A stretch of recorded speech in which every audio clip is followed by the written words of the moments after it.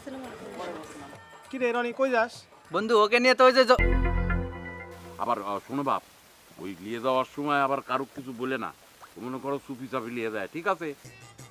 না ওই যে আমাদের পুরান বাড়ি নিয়ে যাচ্ছি। ও আচ্ছা আচ্ছা আচ্ছা। তা শুনলাম ভাইয়া আপনি নাকি বিয়ে করতেছেন। আসলে ভাবি কি বলবো, আব্বা তো বিয়ে ঠিক করছে, বিয়ে তো করাই লাগবে, এখন কিছু তো করার নাই। তা তো ঠিক আছে, তবে ভালোই হয়েছে, বিয়ে করা তো দরকার, অনেক বছর বিদেশ ছিলেন।